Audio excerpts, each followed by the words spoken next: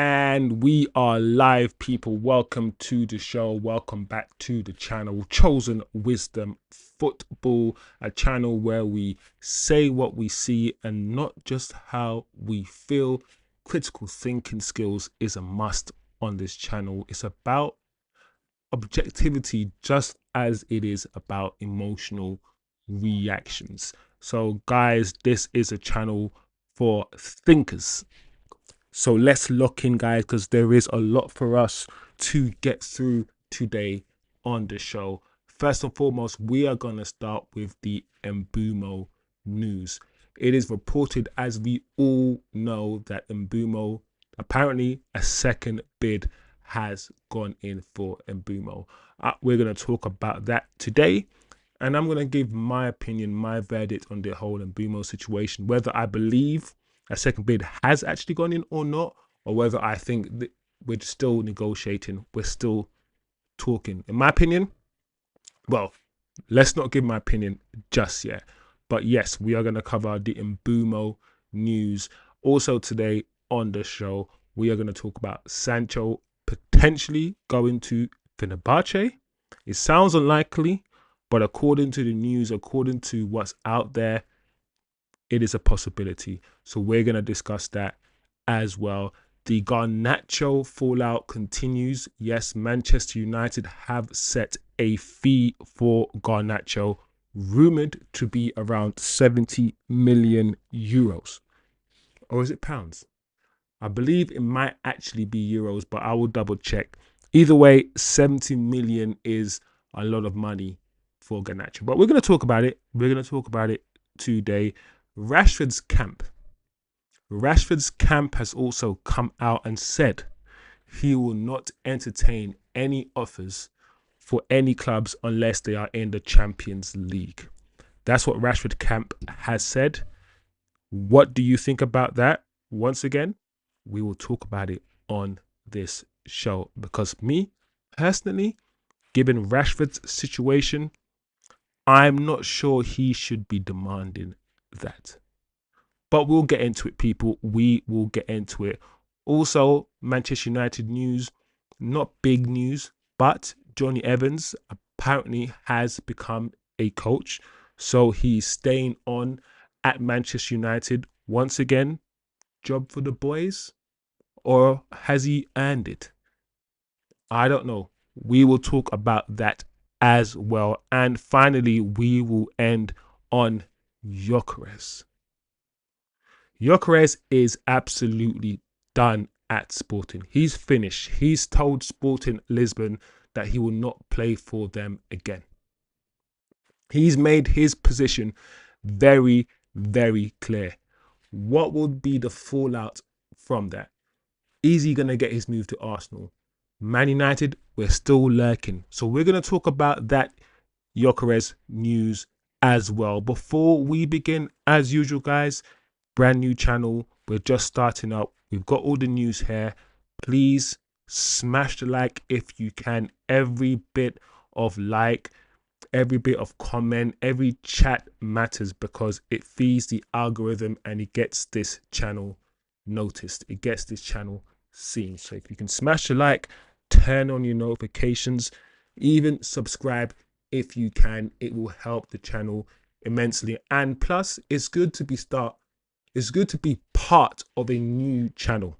It's good to start from afresh, to be part of a small community that will eventually grow, hopefully, into a larger community. So big up yourselves, everyone who's watching.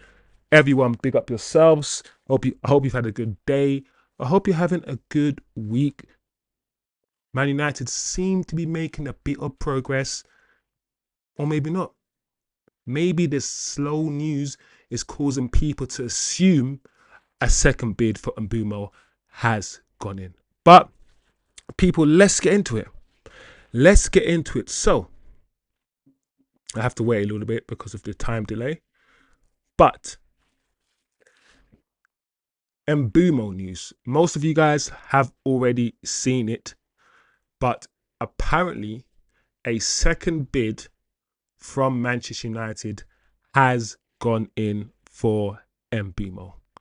According to ESPN, Man United have returned to Brentford with a renewed offer for the winger Brian Mbeumo. Sources have told ESPN. United have indicated they're willing to pay a fee in excess of 60 million and closer to Brentford's valuation, around 65 million for the Cameroon international. So that's a good thing. That's a good thing. Because I've said on this channel, the only thing stopping Man United from getting Mbeumo is Man United's failure to pay the fee that Brentford want. That's the only reason why Mbeumo does not end up at Manchester United. And I believe he will. I don't think it will happen this week. I said it yesterday that I reckon the Mbeumo deal will happen in the next few weeks. And that is why I'm not 100% convinced that this is an actual bid. Oh, this is Fabrizio Romano's tweet now. Manchester United have submitted a new proposal for Brian Mbeumo, who remains priority target. The proposal was sent over the weekend and it's in excess of 60 million. Discussions continue with Brentford. Mbeumo keeps giving priority to Man United. So this is interesting. No one is saying it's a bid. As you can see, everybody it's saying it's a proposal. So like I said at the beginning, an official bid has not gone in for Mbeumo. It hasn't. It has not. Look at the language these people are using. Everyone's scared to say an official bid that's been launched. No one is saying that. Not one single person. Apart from the other YouTubers who are posting Mbeumo bid. This is not a bid. Right? If you don't do a second bid, right? And then go to negotiate and say, what do you want, by the way? You negotiate first. You find out what they want and then you launch your official bid. I don't believe a bid has taken place. I believe what's happened is that they've gone back to the table and they've now agreed that, yes, we will we will structure a deal that's worth about 60 or 65. We've now said, yes, we will do that. Before, we were still trying to do the 55 million thing, but now we've said, you know what? Okay, we're here to listen to this proposal. We're here to hopefully structure something that is worth at least 60 to 65 million pounds, but no official bid has gone in. I'm telling you that. These guys can lie all they want, right? It hasn't happened. Okay, so what I do believe is that, yes, talks have happened. Man United have loosened their grip. However, it is still the structure of the deal that is an issue, people. It's the structure. We don't have money. We're broke billionaires. We do not want to pay 50 million up front, 14. We don't want to pay all these money up front. We want to pay as least upfront as possible so we can go and purchase other players and do other things. That's what we want to do. Okay, so I thought there'll be... All right, so that's my opinion on Mbeumo. I don't think I've changed my position. I still think the signing will happen. Both parties want the signing, but a bid hasn't gone in. A bid will go in once Man United and Brentford has flushed everything out. I think Man United will launch the official second bid. This is my verdict on it. You guys might disagree, but I don't believe an official second bid has gone in. Let me see what you guys are saying. Big up yourselves in the chat.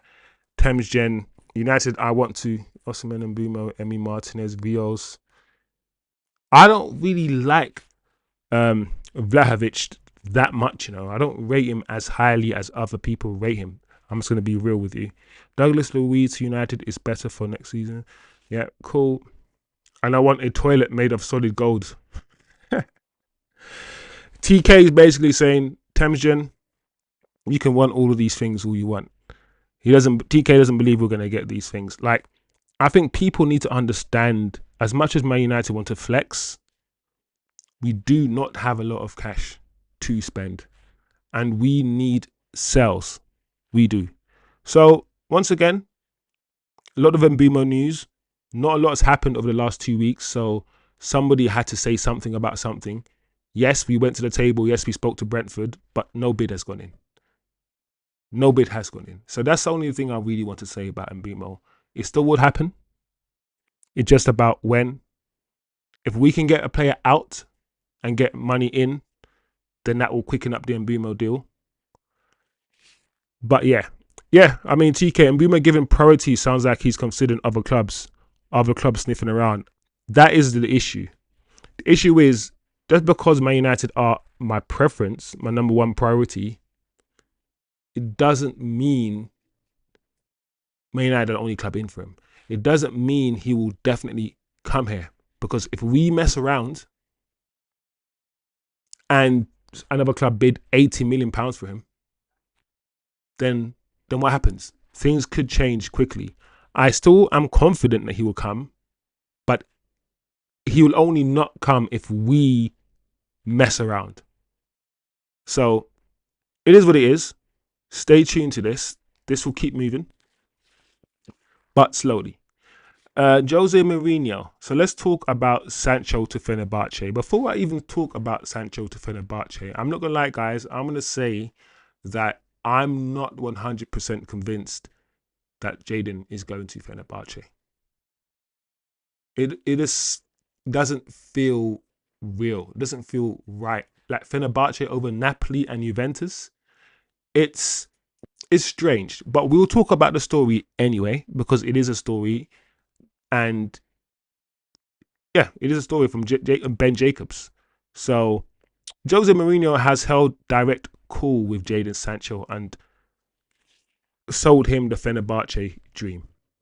They are prepared to offer £15 million to Manchester United, and that's from Ben Jacobs, as we know, who is a reputable source. My thing is this: £15 million is too low. First and foremost, we need more than that for Jadon Sancho. I know Jadon's gone to Germany, but I'm not. Somebody needs to convince me that Jadon Sancho would choose Fenerbahce over Juventus and Napoli, because I'm not convinced he would. If you guys think he would, let me know if you think he would and why. But I don't believe Jadon really wants to go to Fenerbahce. If Fenerbahce can meet his wage demands, that might add, a bit of spice in it. It might make him turn his head a little bit more and maybe make him think. But I don't see it, people. I really don't see the Fenerbahce thing. Um,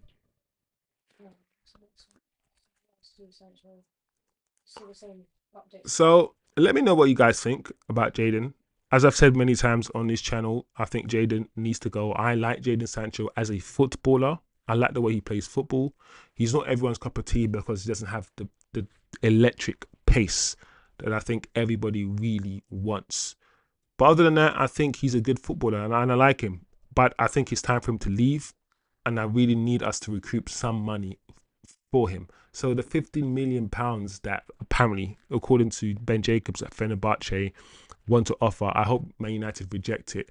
Listen, Jadon is a sought after footballer. There's a lot of clubs in for him. He will go, but he will not go immediately. I told you at the start of the transfer window, this Jadon story, he might go in the next 2-3 weeks. Anthony might go before Jadon. I'm just being real, people. So Man United have informed. So this is now Garnacho News, people. Manchester United have informed interested clubs that Alejandro Garnacho's fee would be £70 million. So at the start of the show, when I said it was at 70 million euros or pounds, we have our answer. Manchester United are demanding £70 million for Garnacho. And some of you guys will be laughing about that, like he's not worth 70 million. I will sell him for 20 million and all these things. I get it. But hear me out. And I'll always caveat and say I'm not a fan of Garnacho. But this is a stat mad era that we live in, right? For a 20-year-old, because this kid is still only 20, for the amount of appearances he's had, goals he scored for a 20-year-old, it's not bad. I don't like Garnacho. I want him sold. I want him out the club. But there are some players who are going for astronomical fees, right? I think maybe not 70 million pounds, because 70 million pounds is about 80 million euros. But I believe we still can get some good money by selling Garnacho. I do believe it.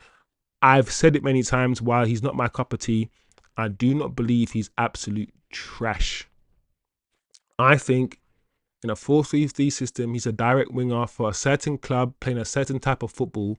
He will be all right. He's only 20 and he will get better and better in the league, get stronger, fitter.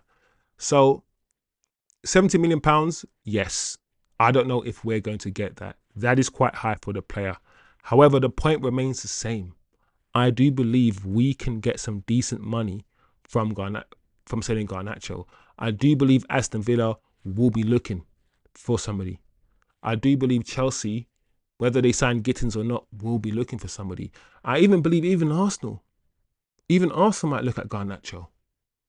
There will be clubs in for this guy. There will be. And I do not want to be a club, even though the fans are on his back and he's worn Aston Villa shirt and we drag our players in the media, we drag our players, and because we drag our players, Man United fans, we almost force their fee down. We force their value down the way that we drag our players. So I think he will go. Garnacho definitely will go. And I think we'll get some decent 70 million pounds. No. But if we get anything like 50 million pounds for him, whoa, I would take that. I will take that. Let me know what you guys think. TK in the building, as always.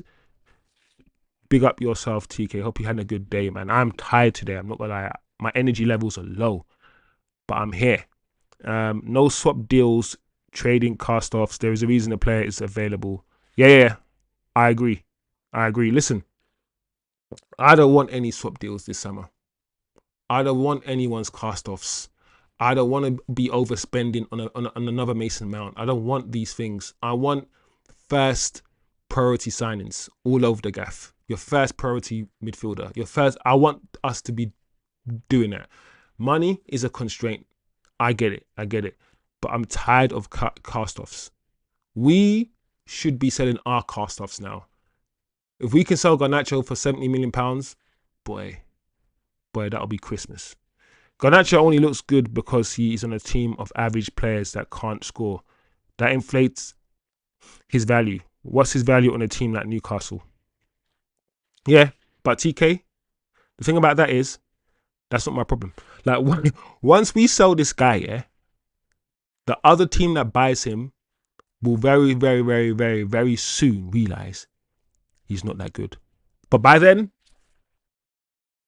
I'm like, look at Mason Mount. We've signed him for 55 million pounds, and what is he? 20 million pound player. Like, listen, we've been duped before. I need Man United, yeah, to twang another team now. We need to twang. Listen, the way that everyone talks about stats, we should just throw loads of stats. Garnacho was the best young player in the world.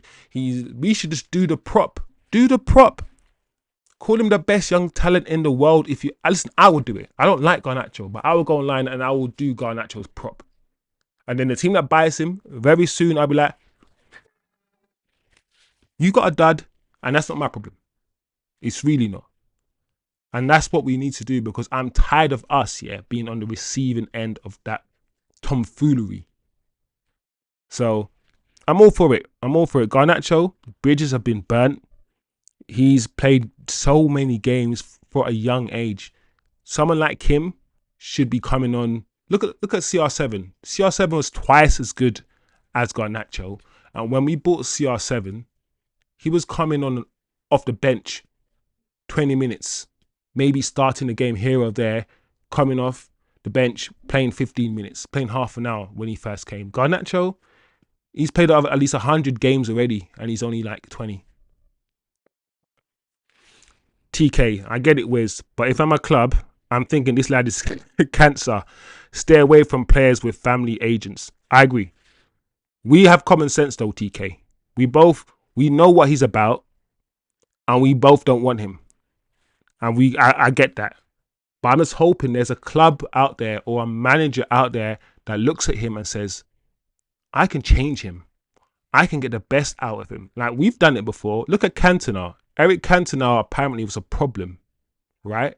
He was a problem apparently, but when he came to Manchester United, Fergie, under Fergie, he was different. Yes, he did do that kick and he got suspended and all these things, but other than that, he was fine. So yeah, I get what you're saying, TK. Of course I do. Of course I do. This guy, he's got the ego of CR7, but the talent of Obertan. Literally, like it's crazy. But at the same time, this is what I say about Garnacho, people. I don't like the player, but I like to play devil's advocate and I like to humanize people a little bit. Imagine being Garnacho, yeah, and playing in the Europa League, whether you think he played well or not, right? He played in the Europa League and he helped Man United reach the Europa League final, only to get dropped, yeah, from Mason Mount, who was injured all season.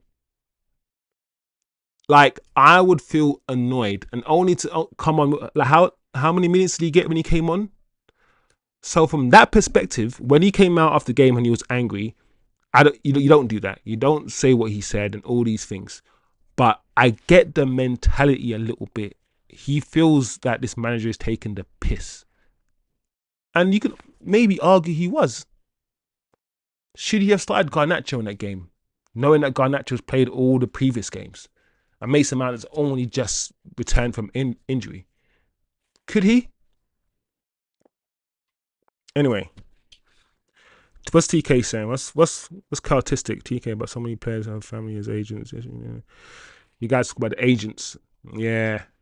I remember back in the day, yeah, Fergie used to say, I mean, when you talk to the class of 92 and Gary Neville, I don't talk to them, but when you listen to them, they always say to me that I never had an agent. Scholes never had an agent. We just signed the contracts. The agent thing, yeah, is a new-ish thing.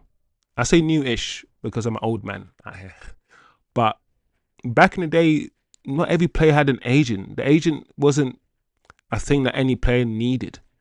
So yeah, it's interesting. It's interesting. So that's Mbeumo.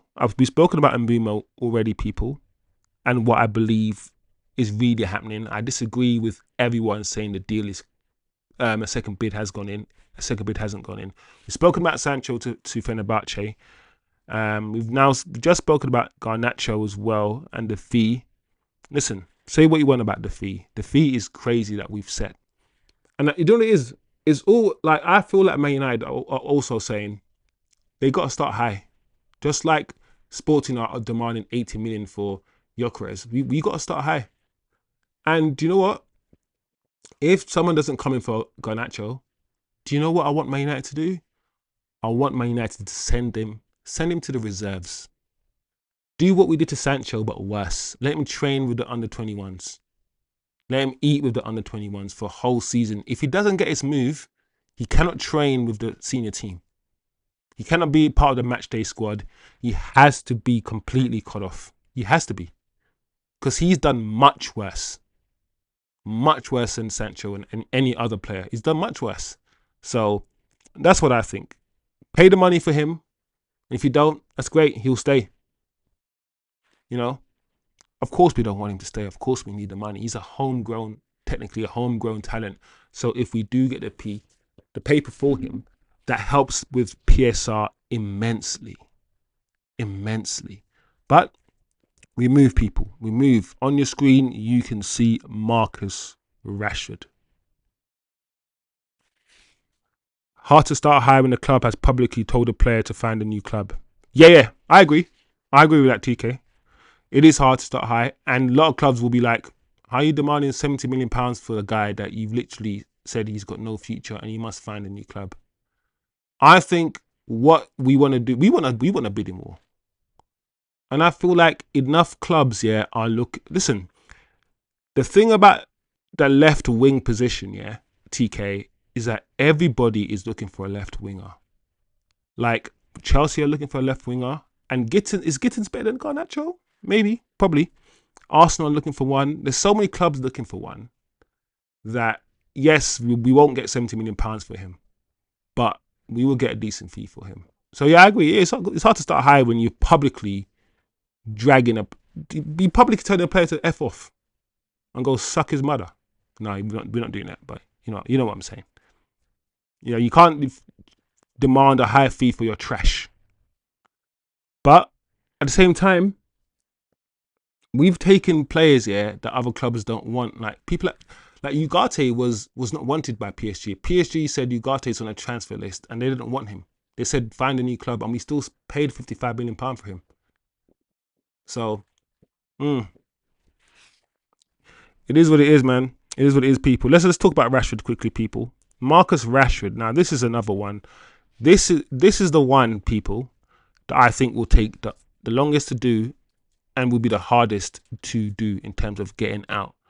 I believe Anthony will probably leave before Sancho, or maybe at the same time. Maybe Anthony before Sancho, maybe Sancho before Anthony. I think those two are probably two of the players that are most likely to leave. Rashford, I can't see a path for Rashford, people. Let me know what you think about Rashford. I can't see a clear path. What Rashford wants, yeah, Rashford wants this. But everyone's offering him this. Rashford thinks he is this. Everyone else thinks he is this. There is a big gap here between who Rashford thinks he is and how he thinks the world sees him and how he thinks other clubs see him and what other clubs actually see him, what the world actually see him. Yes, he has a huge fan base, but Rashford is not him. He's not the guy.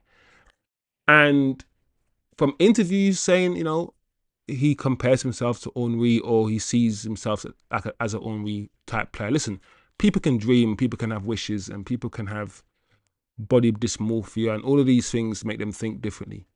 Like, he's allowed to compare himself to, we can disagree, but let man compare himself to Henry. Let man do that. But when he starts saying things like, I will not engage with suitors that don't have Champions League football, that's when I'm thinking, what? Hold on a second. So you were playing for your boyhood club, Manchester United, and we haven't had Champions League football for about a year. We didn't have it last year, and I don't think we had it the year before, right? Listen, my memory is really, my brain's frazzled right now. If I'm wrong, tell me I'm wrong. So why is it all of a sudden now demanding that if he plays for a club, it has to have Champions League football? Right now, your parent club, Manchester United, could easily say, come back to the Man United. You're not on sale, and you have to play. And guess what? We're not in the Champions League. And guess what? You would have to play. It's in your contract. So this idea that this guy who every time talks about Barcelona, they've never come in for him. PSG, they've also never come in for him. And all of a sudden, he's demanding that the club that comes in for him has to play champ. What? Rashford.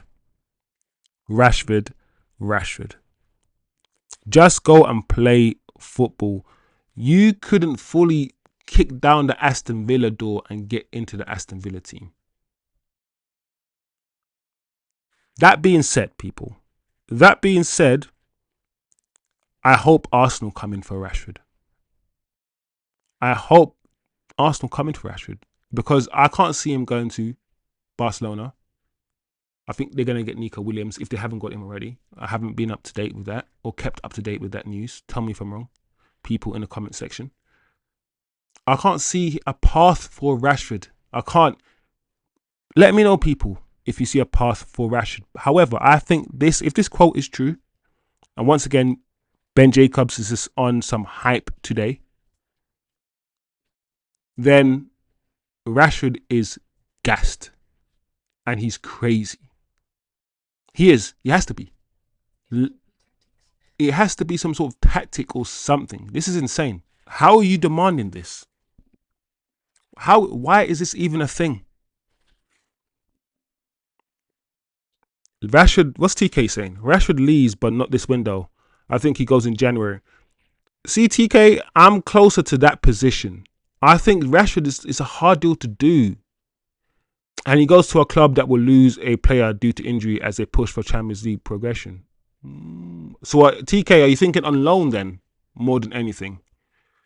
What's Suzanne saying? It mads me that these players are so out of touch with reality. I like how Cunha went straight back to the favelas when he got signed. He went back home and spent time with his people, being grounded. Yeah, yeah, yeah. I love that. Big up Suzanne for that comment. Yeah, yeah. I like that as well. Like, I mean, we're always gonna, as Man United fans, we're always gonna like the fact that Cunha said, "F Champions League football, F all of that." Yeah, Man United are my boyhood club. I'm gonna go there and I'm gonna try and make them great again. As a fan, hearing that, because we're emotional. That's all emotional stuff, right? That makes us feel good. Dopamine, all that stuff. Boom. I respect it, and I rate it highly. Jerry, big up yourselves. Anyone from Leon any good, since they will probably be having a fire sale players after relegation? Well, I'll comment on that. I need to think about Leon because obviously all the obvious ones have gone. Um, like Turkey and all, whatnot. I need to think. Let me have a think. Manchester United must swap Rashford. Ooh, and Gavi. People are saying swap deal for Rashford. Is what you guys think? Rashford's more of a swap deal. Like I said, I just feel like the Rashford transfer is going to be the hardest transfer to do.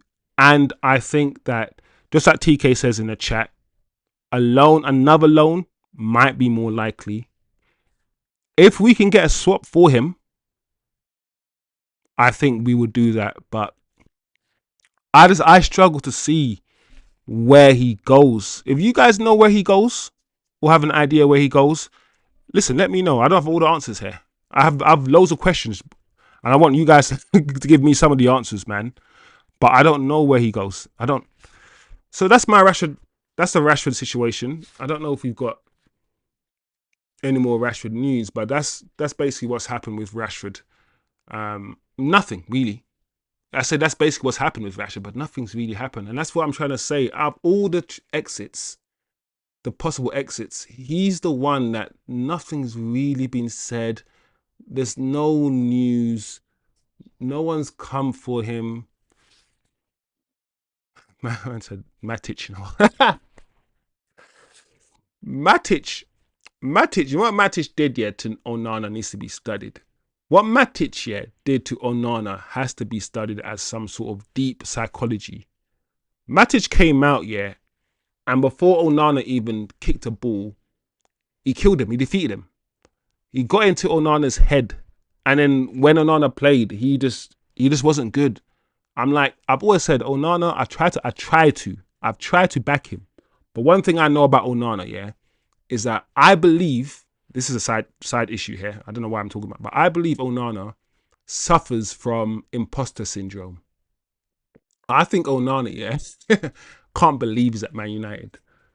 And you know when Onana comes out and he says it's my fault and he tries to take responsibility and he tries to be all confident, I actually think that's a facade. I think he's insecure deep down and he's shy and he's nervous. That's how I feel like when I think of Onana. I don't feel, and it's just feelings. This is not facts, by the way, but I just feel that he's not outwardly, he's not as confident, yeah, as he actually shows. Because if Matic can say what he said before the match and rattle him like that to the point where when the match starts, he's all over the place making mistakes. I'm like, whoa, you come across like you've got mental steely mentality, but I don't think you do, Onana. I don't think you do. So that's just a little side thing, but that's just my thing on Onana. But Matic, I like Matic for Man United. He was just a bit too. He was a bit too immobile for me. Like, yes, next to Pogba, we did okay, but he wasn't quick enough over the ground. for me to be next to Pogba. Good pass of the ball, control the game, all of these things, but mobility, man, mobility was Matic's issue towards the end at Man United. Anyway, yeah. Okay, we got Johnny Evans on screen, people. Johnny Evans. So let me know what you think about this topic, because I know a lot of you will talk about nepotism. Like, I know a lot of you will talk about job for the boys, everyone coming in, getting a job. Darren Fletcher coming in, getting a job. Best in class when we just hiring mates. And when Ollie was here, Ollie was just bringing in all his mates. So I know some Man United fans might have issues with this. But I don't mind, because everything's going to change, I assume. Rashford's going to leave.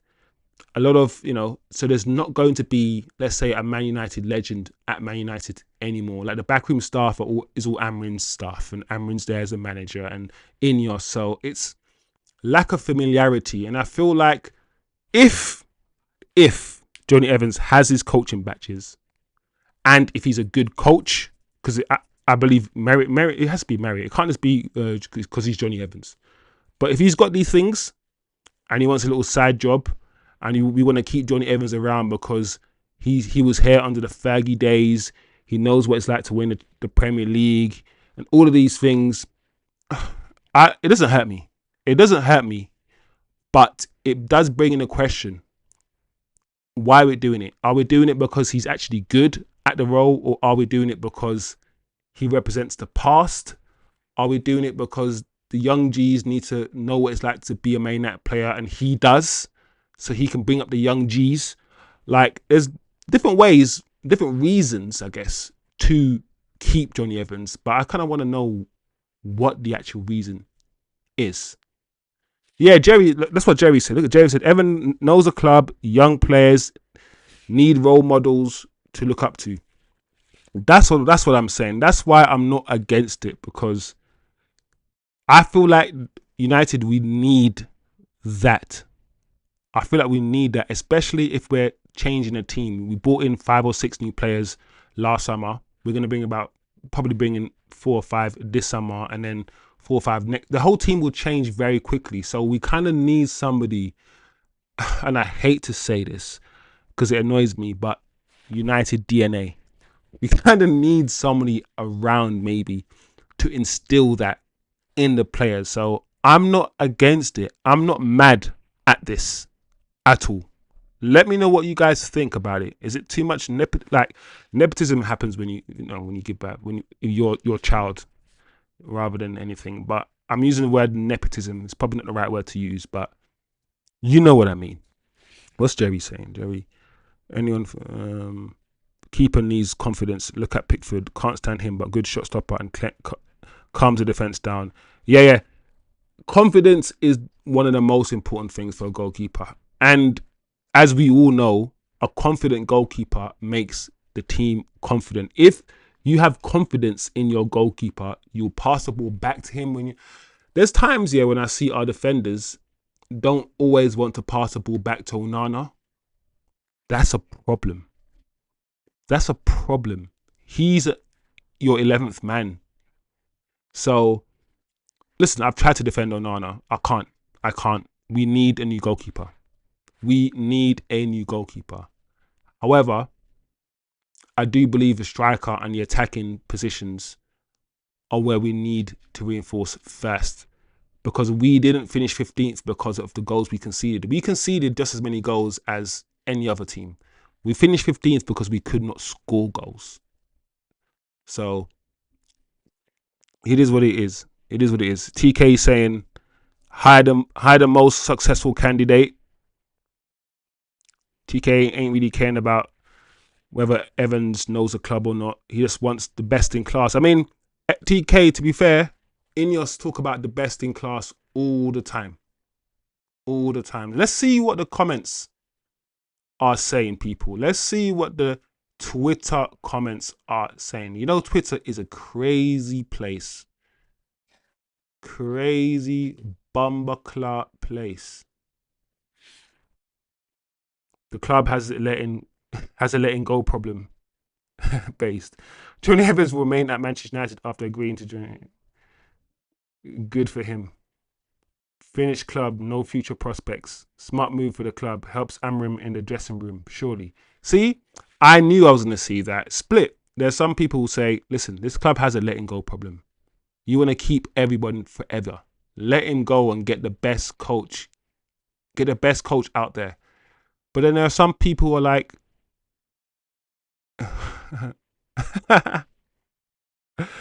bro has United nudes, you know. Oh my gosh. Oh my lord. Great appointment, well deserved. Well deserved. I'm thinking, well deserved. Was he done coaching wise to deserve the? I don't listen. I don't know if it's well deserved, but it is what it is. There's some people who can walk into coaching roles, and there's some people who have to just fight just to get a little coaching job. That's also something we have to think about. So anyway, that is Evans. That's my thought on the situation. That's the news on Evans. I think a lot of you guys have already voiced your opinion in the chat about what you think about Evans staying on as a coach. Should we talk about Gyökeres quickly? All right, no worries. We can talk about Casemiro.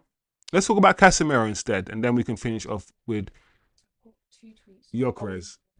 So we've got 2 tweets for Casemiro for us to have a little talk about. And so, whether you believe this or not, this Casemiro to Saudi thing happens, or the conversation happens, or it has happened every year for the past 2 years. For the past 2 summers, we're hearing Casemiro to Saudi, or we're here, the deal is close for Casemiro to Saudi, and guess what? It doesn't happen. It doesn't happen. So I'm going to read this, just like you guys are going to read it, and I'm going to think, unless I see an official bid, I'm not going to believe nothing. Because I lie to my tell.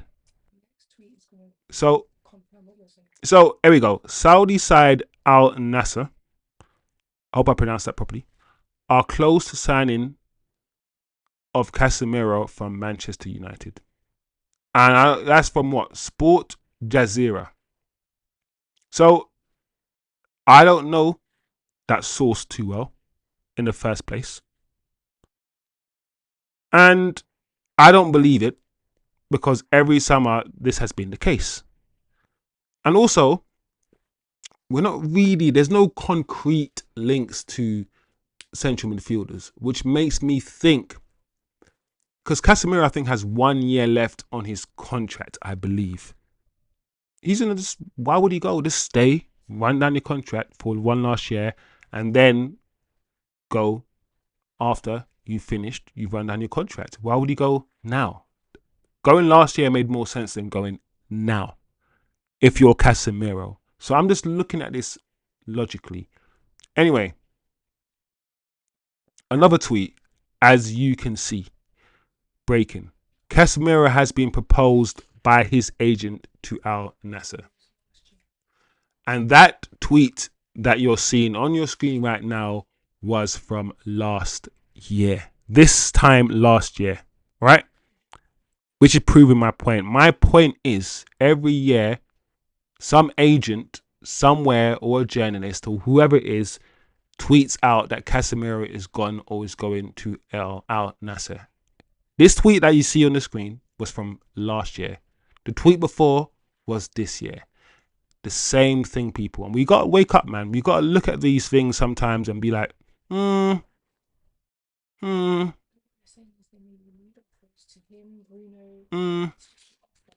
So, yeah, I mean, what they're saying is that they've made an offer, not just to him, but to Bruno, to a few people, a renewed offer. That's what they're saying. I don't know, people. I don't fully believe it. I might be wrong myself. I'm sometimes wrong. I'm not perfect. No one is. But I don't really believe this. I don't. What's TK saying? That's scary. Would be nice to get 15, 20 million and his wages off the books. Yeah, I agree.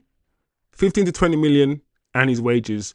My issue with that is, are we happy with Ugarte and Bruno as our only double pivot? Because Kobe can't really play there. Is Toby Collier ready? Is Kone ready? My issue is I'm letting Casemiro go, but I need a replacement in for him. I need us to get a player.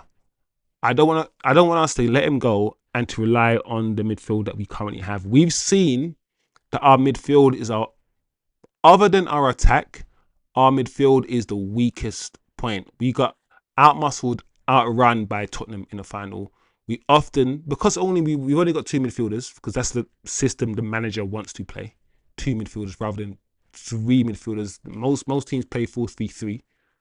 So the midfield is a problem, people. It's a problem. And even though Casemiro, think about Casemiro, yeah, he's like Return of the Mac. He's always comes back. Like, he was ostracized for a while, and a lot of us didn't understand why. And all of a sudden, he played one game. The manager brought him back in, and he's played. He's played like towards the second half of the season. He was playing most of the games, Casemiro. So the manager fell out of love with him, maybe, or maybe the manager, just like Anthony, just like Sancho, just like Rashford, wants to get rid of all the people on high wages, which includes Casemiro. But after a while, he realized, hold on a second, Casemiro is better than Ugarte. I got to play Casemiro with Bruno. That's a better combination. And he's just brought Casemiro back to life. So Casemiro's issue, people, I want to be clear with my issue with Casemiro. My only issue with Casemiro is his lack of legs. And I say only issue because in the Premier League, having not being mobile and not being quick is a bigger issue in this league, as we all know, than it is in Italy and other leagues, which rely more on your technical ability. So we've seen many times many players just glide past Casemiro. Casemiro has to pull them down. Casemiro has to foul them, or to simply just get past him and he's just nowhere to be. We've seen it happen. The high pressing thing where he wants us to all press in the opposition half, Casemiro can't do that. He cannot. He wants to sit deep and cover the space. The best Casemiro we saw is in Ten Hag's system for Man United. In Ten Hag's system, when him and Eriksen played in that double pivot and they sat deep, they weren't pressing mad crazy. That's Casemiro. That's him. So we just gotta know players' strengths, know player strengths, and play them there. TK, Casemiro, although old and dangerous behind the wheel, he's class act and knows how to handle himself at a massive club like Man United, Real Madrid. Yeah. CK, I've got time for Casemiro. I'm not one of those guys who are like, last year when everybody wanted him out, I was like, hold on a second. He was a player of the season the first year he came. He's one of the main reasons. Martinez and Varane, that triangle at the pivot at the base of our defense, right? In Ten Hag's first season, amazing.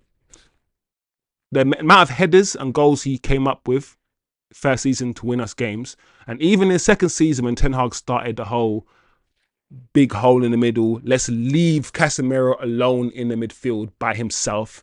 Bruno and Mason Mount just run away from him, and everyone's like, he's dead, he's washed. And I was like, I don't know if he's dead. I don't know if he's washed. Can't you see what's happening in the actual system? He's by himself, and that's never. People need to understand that he's not a DM like Rodri and Carrick and all these guys. He's never been that. Cruz plays that role for Madrid. Tony Cruz plays that orchestrator role. He's a dog. He's a go and win the ball and just pass it. He's the Kante almost. Because Kante can't sit deep and spray balls around. That's not Kante's game. Kante is, I'm the dog. I'm going to get the ball, win the ball, and give it to someone better. That's Casemiro, and he's really good at that. Now, playing in Man United's team, not playing in the midfield three, but playing in a midfield two, and being told to sit deep and orchestrate the play. No, I'm tired of us buying players, yeah, from other clubs that we see how they play and what they're good at. We take them from their other clubs and we ask them to do a completely different assignment at Manchester United, and we want them to do it the same way they did the other assignment at their other. No, you're not gonna get a goalkeeper who's the best goalkeeper there and tell him to come to Man United and play right back. So that doesn't make sense to me. It doesn't. So I've never really been one of those guys who wanted Casemiro out all the time. However, I am also conscious of the fact that we spent £65 million on like a 30-year-old, and we probably shouldn't have. That's not serious. So as much as I like Casemiro, the deal probably shouldn't have happened in the first place. I would say that. And now, if we can get someone in to replace him, yeah, let's sell him. If it's that Rios guy, everyone's talking about Rios guy, and I've seen a bit of Rios. All I can say about Rios from what I've seen is that he looks really technical on the ball. He looks good on the ball. But he has no, I don't see a lot of pace. I don't see how quick, I don't see him move across the grass very quickly, this Rios guy. So in the Premier League, especially the Mbeumo, the Cunha thing, we've got technical players, but we've also got players who can handle themselves physically and can move rapid. I don't see Rios as a speedy. I mean, you can argue, do you need that much speed in the middle of the park? Yes, you do. In the Premier League, you didn't before. We had Carrick. Carrick wasn't the quickest, so we could afford to have some certain players in the middle. Now, I feel like you need pace even in the middle of the park, guys. Even in the middle of the park. Anyway,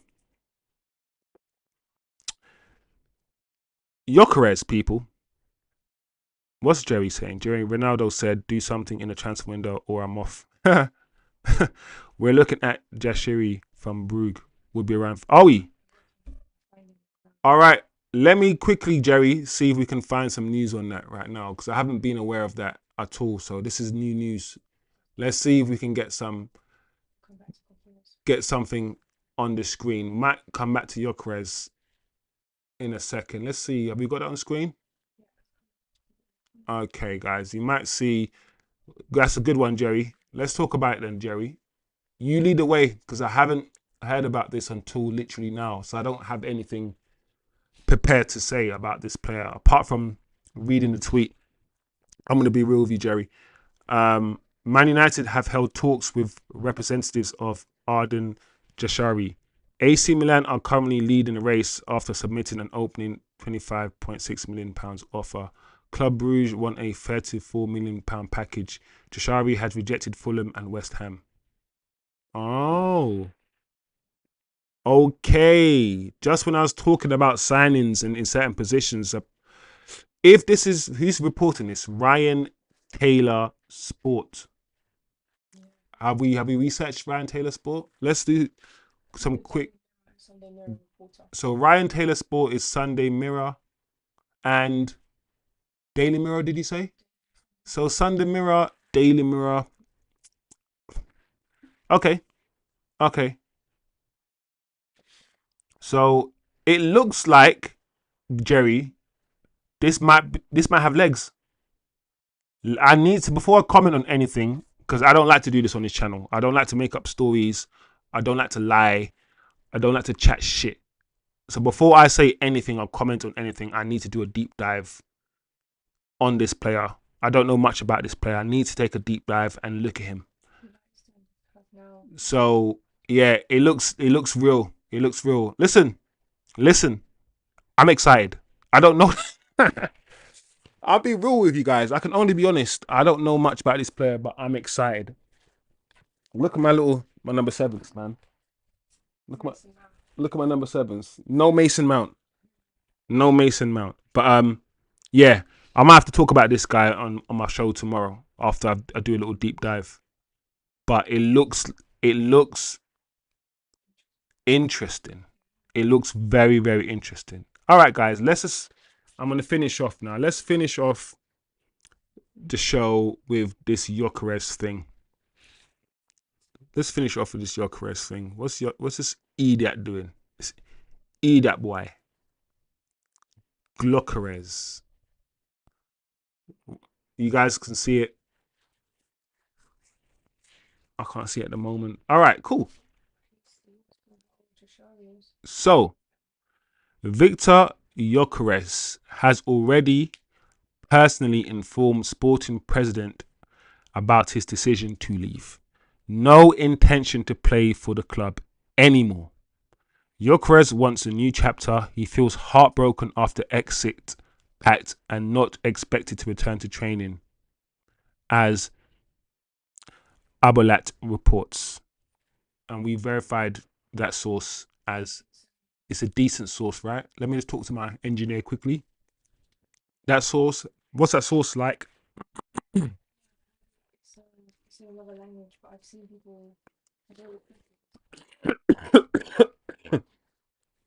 Okay, it's a magazine, sport magazine,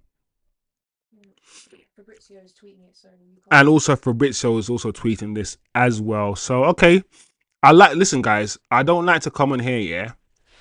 I'm struggling my eyes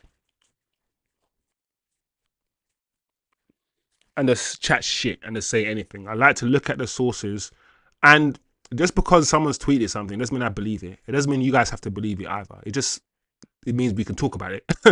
You know what I mean? So I understand Jokeres. I understand his situation. He feels betrayed. They clearly agreed something verbally, not written down on paper, and it seems that the Sporting do this, guys. We know what Sporting is like. When we negotiated with Sporting for Bruno Fernandes, they pulled our pants down. I think we ended up spending about £70 million or something, £67 million for Bruno. And before we started negotiating, we thought we would get him for like £45 million. So they got about £22 million more from us for Bruno than everyone expected them to get. Sporting are like this. They're like this. We know we've got first hand experience. So I get Jokeres. I feel like now that Arsenal have made it clear that they want him and they're in the Champions League and all these things. Like, listen, I can only repeat what I've said about Jokeres. Jokeres, I believe when people say Jokeres' preference would be to join Arsenal, i.e., if both Arsenal and Man United come in for him, submit a bid, give him a proposal, I think he might slightly prefer Arsenal because of Arsenal's position, etc., etc. However, just like I keep saying, this Sesko thing hasn't gone away. I do not believe Arsenal will get both Sesko and Jokeres. If they do, then it is what it is. But I don't believe they will. And if they go for Sesko, it means Jokeres is available. And if he decides to come to Man United after declaring interest in Arsenal, as I've said many times, we will forget about it. We will forgive him the minute he scores a hat-trick for us. The minute this guy does this, after scoring the winning goal against Arsenal, we're gonna forget that he wanted Arsenal. we are. We are. So that's just what it is, people. That's what it is. So I started the transfer window saying I was about 70% sure we will get Jokeres. Now I'm 50-50. Now I'm at 50% in terms of getting him. You guys might think I'm deluded, gassed, or whatever, but there's something about the situation where I'm like, it's not over yet. It's not over with regards to Jokeres and Man United. It's not. Until he's wearing an Arsenal shirt, I'm not going to say we're definitely not going to get him. I'm not going to be that guy. So, fingers crossed, people. Like, I'm not the biggest Jokeres fan, but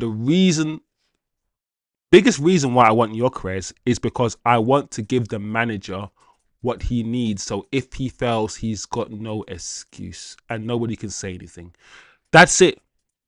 My faith in the manager is probably not as high as some of you guys. I'll be honest. But at the same time, I feel like if we are gonna, he might fail, like he's been failing all last season. He still might fail, but if he does, I want him to fail with everything that he can get, with all the tools at his disposal. If he still fails, then we have to be like, cool, hold a hand up. But I don't want him to fail and say, Monday CRM. I wasn't backed. I didn't get the players. I don't want him. I don't want to hear that. That's basically what I'm trying to say. So I'm not desperate. I'm only reporting the news most of the time. I'm not really desperate for Gyökeres. If we can get another striker, I'm cool. I like Gyökeres. I know a lot of you guys will say the way he bullies defenders in the Portuguese league, he's not going to do it in the Premier League. He's not going to do it in the Premier League. And there's many listen, there's more than I thought. I thought all Man United fans were on this Gyökeres hype. But the more and more I talk to more United fans, the more and more I realise that a lot of people want Osimhen. A lot of people want Osimhen. I'm like, oh, okay. I mean, I don't really. The problem is, yeah, because Højlund is so crap, yeah, because he's so bad, I can't really like choose. If I've been eating dirt, yeah, for 10 years, and then somebody offers me apple pie or a cake, I'm not going to turn my nose up at either one of them if I've been eating dirt for 10 or 20 years. That's how I feel with Højlund. Like, if we get Osimhen, if we get Højlund, or even if we get Ekatike, I'm happy. Because it means we're not starting Højlund. So that's why I'm more relaxed when it comes to the striker. As long as we get a striker in, and look, do you know what? I feel like we need a striker in because even if we do start with Xerxes, all it takes is in one injury to Xerxes, and we don't have a striker. So that's my position on Gyökeres. I still think we can get him, but I've gone from 70% to about 50%, if I'm being honest, when it comes to Gyökeres. Big up the chat. The chat is actually moving today. TK, every day the chat pops even more, bro. So it's moving. What's Jerry saying? What's TK saying? I'm glad United aren't chasing this guy like De Jong. Oh, TK, bro. That De Jong thing, bro. You know how we look so soft when it comes to that De Jong thing. Oh, please come to us. Please, De Jong. Listen, he doesn't want to come to us. We looked like desperate nerds trying to get gal. When it comes to that De Jong thing, I'm telling you, it was weak. But nice to see us getting other business done and not waiting for him. Yep, I agree. Well, the first 6 games could be make or break. Jerry, definitely could be make or break. Listen, I want the best for this manager. Like, because he's managing the football club and I want the football club to be successful. But I'm objective and I'm pragmatic. I can't forget what he did last season. I can only hope, yeah? And this is not even like logic. This is just faith and belief and hope. I can only hope that once he gets better players who make better decisions, we will be better. Attacking is where we failed last season more than anything. I think the structure wasn't the worst. I still feel like playing with 2 midfielders in this system is a bit weird. But it's the attacking players and the goals. We weren't scoring goals at all. And some of the chances that we missed, Amram couldn't really do anything about that. So it's more faith than anything. I just hope this manager does well next season. That's all I have. All I have is hope. That's all I have. Jerry, but is there another striker with them numbers the last 2 seasons? Goal machine. I think Osimhen will be trouble.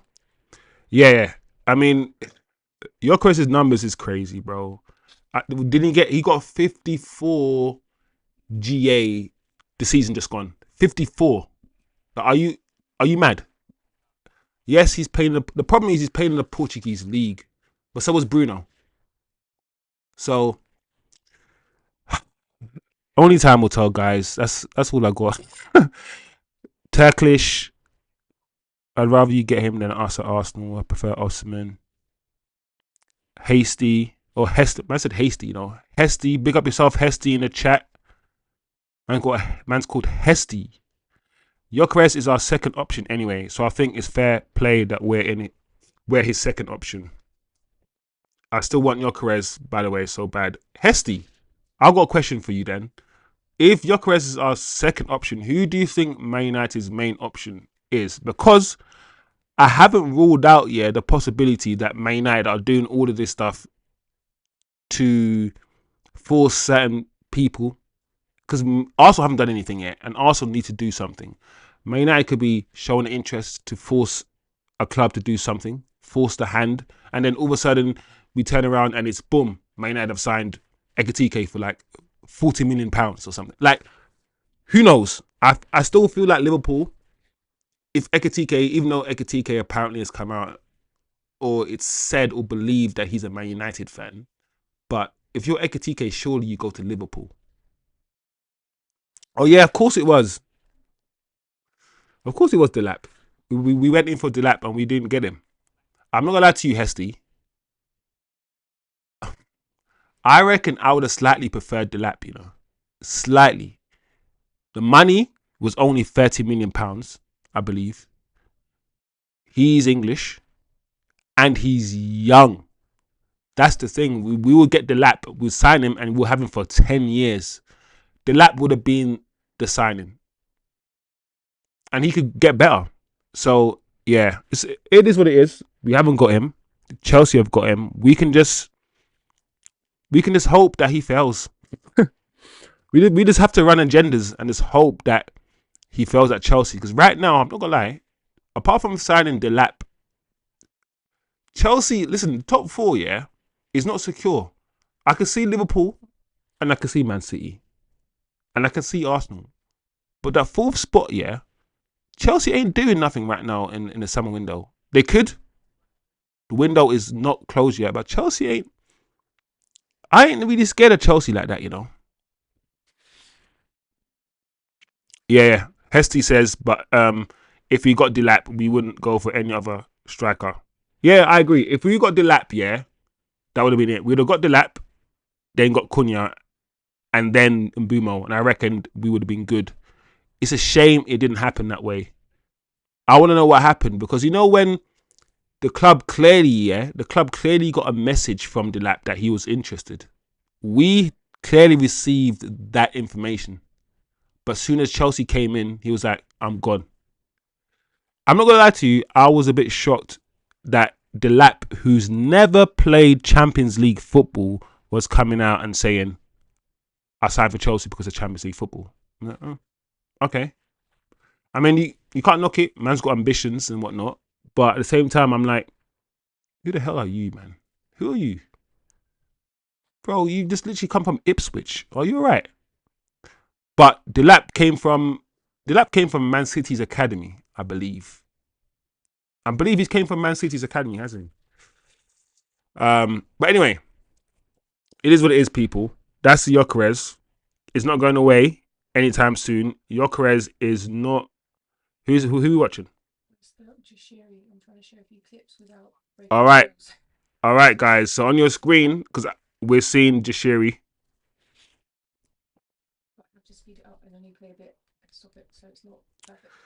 Hesty, the thing about Delap is that too young. How old is Delap? 21, 22. I don't think it's too young. I think we're future-proofing the club if we got Delap. But at the same time, I think I understand what you're saying. Like, right now, yeah, we need to get out of the hole that we're in right now. And the reason why we got Cunha and we're about to get Mbeumo is because those two players are ready right now. They're both 25, 26. They're reaching and approaching their prime.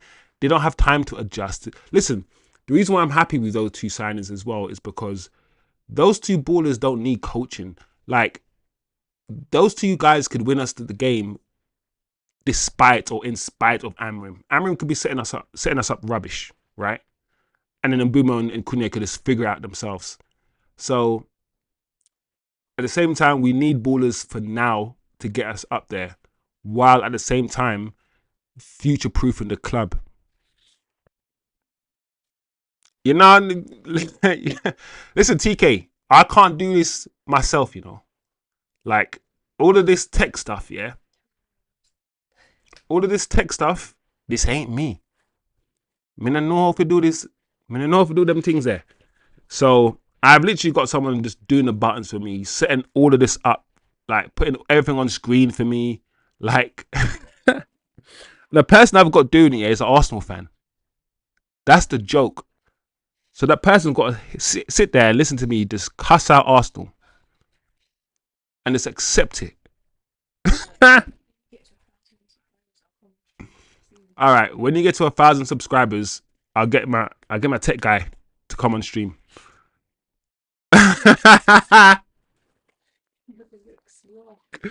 That's funny.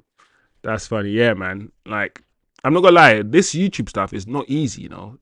It's not easy to learn all the tech behind putting things on screen and these things. It's not easy. Like, and no one, all these football YouTubers, yeah, that do it, no one teaches you how to do it. No one's, it's all like, it's like Hollywood. It's like a club. It's a club that once you know how to do some stuff, you keep it to yourself because you don't want other people to learn how to do it and jump on it and start doing it because there's so many good people that'll be good on YouTube, you know. So yeah, yeah, yeah, yeah. Family member, she is, she's tech, and I'm the face of the operation. I'm the brains, Pinky and the brain, Pinky and the brain settings. Anyway, I like this player so far from what I've seen, but I'm not gonna get excited over the YouTube clips that we're seeing on screen, people. I'm gonna do my deep dive, but I think things will heat up. I did say after the 1st of July, more things will happen, and I feel like things will start to happen very soon. Um, Cunha and Mbeumo are Man United fans. I think it's a big factor, but in the future, Man United are gonna. Yeah, yeah, yeah. Hesty, big comment, big comment. I've said that like we can be happy that we're signing certain players because they love the club, and certain players, yeah, of a certain age group will have a certain affiliation or was it affection to the club, right? I get that, but as we all know, these 5-year-olds, these 6-year-olds, these young G's in Manchester, I reckon a lot of them are wearing Man City tops. I reckon a lot of people, young people around the world are supporting Man City. If we're not careful, this Man United thing, it will fade. So we need to go back to winning ways. We can't rely on players coming to us just because we're Man United. But it is still fun to see other fans squirm and cry. Are you not getting Cunha? Are you not getting them? Shut your mouths. We are Man United. We are Man United. And that's what happens. Yeah? So, yeah. It is what it is, people. It is what it is. But that is the show, people. Before we go, is there any breaking news online? Let's just go through Twitter to see. Oh no, Hesty, I apologize. Bro, listen, bro is gender neutral now. Some of my girls call me bro, but I'm a guy. That's why. Oh my lord, I'm tired. But no, apologies. I apologies, Hesty. Big up yourselves, man. Thank you for joining the chat, man. You've made the chat better. You made it, enjoyable. And a lot of your inputs have been really powerful and intelligent. And like I said, this channel, we can have jokes and have bants and be stupid, whatever. But I kind of want us to approach football more methodically, if we can. A little bit more objectively, if we can. Because for me, yeah, I know football's a sport, yeah. Of course, it's a sport first and foremost. But I still like to see it as an art form. I want to see beauty of it. I want to see art. I don't hate technical players. I hate the fact people hate Neymar. Or dislike Neymar. I like when you're on your deathbed, yeah, you're not gonna be thinking about all the trophies. You're gonna think about things you've seen. You're gonna think about you're gonna think about the beauty of the sport. That's why you fell in love with it. I feel like a lot of people watch football now and they don't love it because it's not as beautiful as it used to be. It's all about numbers and there's no art, or there's less art in it. I don't know. That's just me. That's just me, man. But yeah, man. It's all good. Everyone needs to apologize to Hesty for assuming. Don't make assumptions. That will teach us all a lesson. You know what I'm saying? Don't make assumptions. But yeah, it's big up yourselves, people. It's been nah. Listen, do you know what, Hesty? That's an interesting way to look at it. Your comments made me feel like you were a guy. I don't think that was the case, you know. I just feel like I just assumed that you're a guy because this is football and this is Man United, and I just assume most football fans would be guys. It's just an assumption. It's not. Your comments were so good, yeah, that I thought you were a guy. That would make me sound hella sexist. I'm like, no, no. There's loads of women with really, really, really smart footballing opinions out there. Um, that's funny. Anyway, yeah, man, it's been a good show, man. The chat is popping. I don't want to leave, but I have to, man. I have to. But big up yourselves, people. It's been a good show. Mbeumo, we spoke about Mbeumo. I don't think a bid has officially gone in, but we are further in the talks, which is good. We spoke about Sancho to Fenerbahce.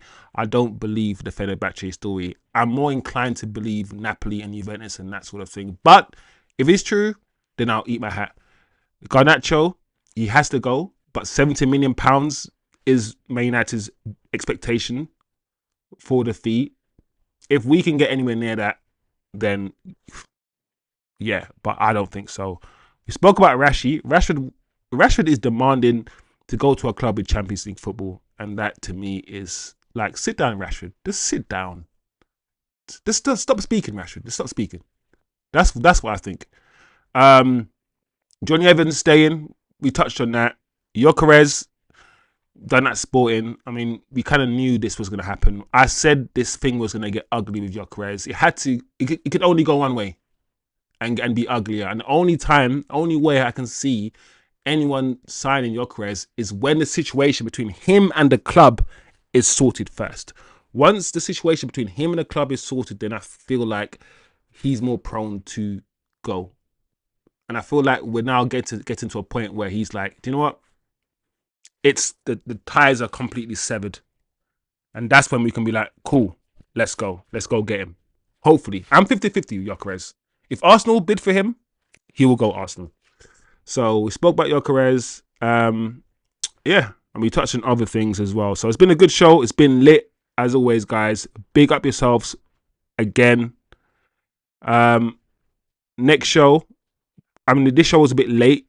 I usually do the show at 7. The show was started after 8. So hopefully tomorrow we can go back to a sort of 7 o'clock show.